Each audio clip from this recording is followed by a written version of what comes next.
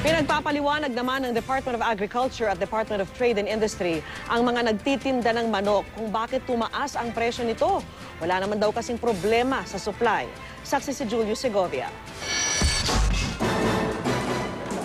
Nag-ikot pa sa ilang pamilihan ng mga taga-agriculture at trade and industry departments, malaman lang kung bakit biglang sumipa sa 160 pesos ang kada kilo ng manok.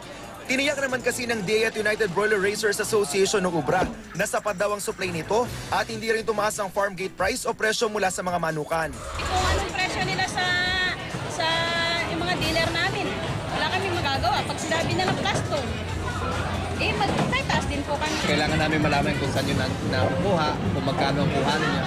O kaya nga at least alam namin, bibigay lang kami ng report para malaman namin kung ano yung presyo na nakukuhanin. Nauna nang sinabi ng DA na kahit maraming supply, may problema naman sa distribusyon, kaya mukhang konti lang ang ibinebenta. Nang sirain kasi ng bagyong Glenda ang mga manukan sa Southern Luzon, kinailangan kumuha ang Metro Manila ng chicken supply sa ibang rehiyon.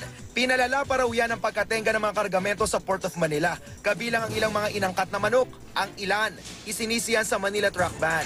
Umalma rito si Manila Mayor Joseph Estrada. Yung mga perishable goods, they're allowed all over Manila. No, wala namang truck ban o bus o delivery ban sa mga perishable goods. They're allowed. 24 hours. Ano kinalaman ng truck ban o bus ban doon? Dahil wala pang sagot ang biglang pagmahal ng manok, hiningan muna ng paliwanag ng DA at DTI ang ilang tindahan ng manok.